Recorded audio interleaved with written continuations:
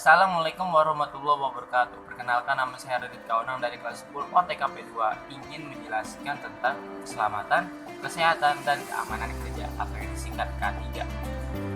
Pengertian K3 adalah upaya untuk meningkatkan dan mempertahankan kesehatan fisik, mental, dan sosial pada tingkat tertinggi untuk semua jenis pekerjaan. Jaga masalah kesehatan akibat pekerjaan dan melindungi pekerja dari resiko kerja.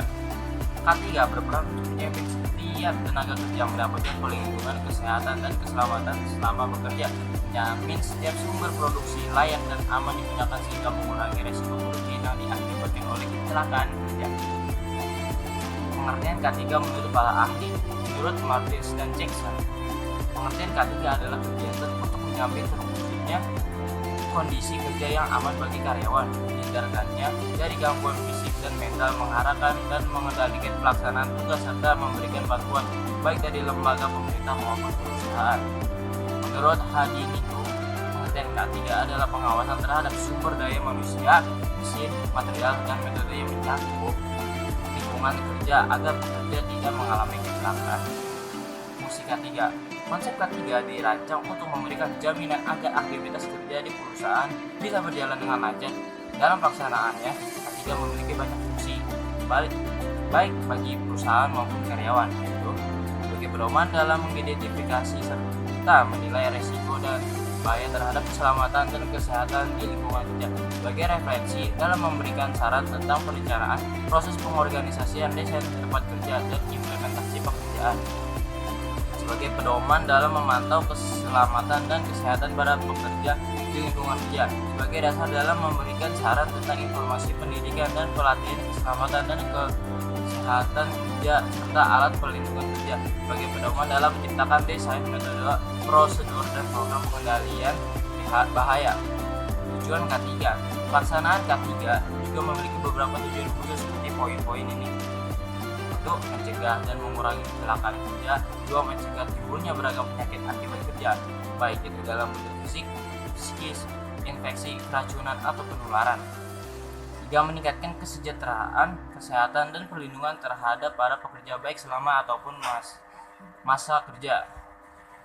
Membantu para pekerja agar optimal dalam bekerja, menciptakan sistem kerja yang aman, dan memastikan bahwa kondisi alat kerja aman, nyaman, dan layak untuk digunakan.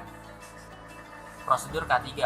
Prosedur K3 adalah proses kegiatan yang wajib diikuti atau ditaati setiap pekerja demi menjamin keselamatan dan kesehatan pekerja sehingga pekerjaan bisa dilaksanakan hingga selesai.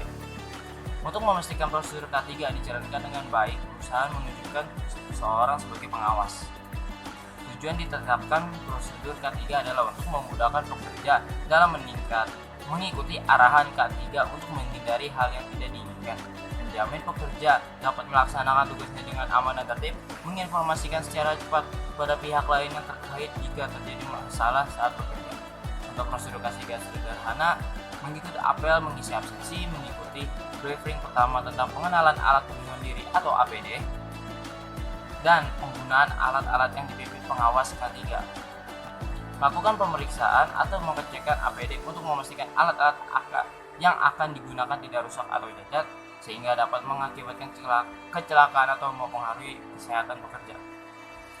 Pengawasan K3 pun harus mengikuti prosedur yang ditetapkan untuknya setelah para pekerja memulai pekerjaannya, yaitu lakukan pengecekan ulang untuk mengetahui apakah pekerja melakukan pekerjaan sesuai prosedur K3 atau tidak.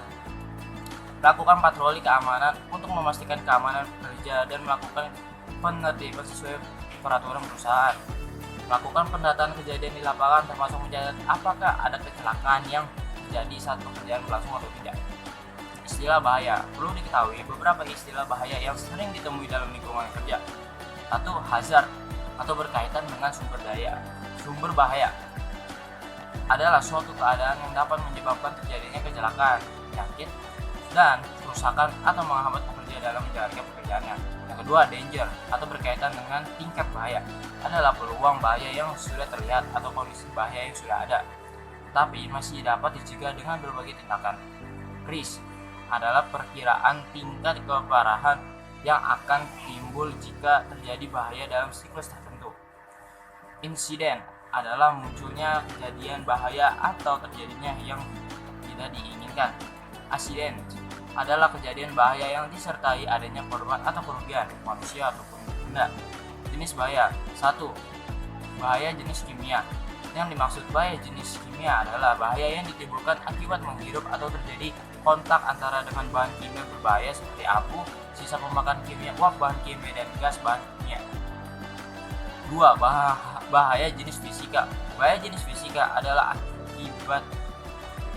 bahaya yang ditimbulkan akibat kondisi fisik lingkungan kerja, misalnya temperatur udara yang terlalu tinggi atau terlalu rendah, ruangan yang sangat bising, atau kondisi udara yang tidak normal. Keadaan ini dapat mengakibatkan suhu tubuh menjadi tidak normal atau pendengaran rusak. Yang terakhir, bahaya jenis proyek atau pekerjaan. Bahaya yang terkait dengan proyek atau pekerjaan dapat ditimbulkan dari kurangnya pencahayaan, aktivitas pengangkutan barang, dan bahaya yang ditimbulkan dari penggunaan peralatan. Bahaya ini bisa mengakibatkan pekerjaan mengalami kerusakan, pengendalian, atau terluka. Pemerintah telah menetapkan K3 sebagai hal yang wajib diperhatikan para perusahaan dan pekerja melalui peraturan legal. Namun, pelaksanaan K3 tidak boleh dijadikan beban, tapi harus menjadi budaya dan bagian dari aktivitas sehari-hari. Sekian pengertian dari saya, kurang lebihnya mohon maaf. Wassalamualaikum warahmatullahi wabarakatuh.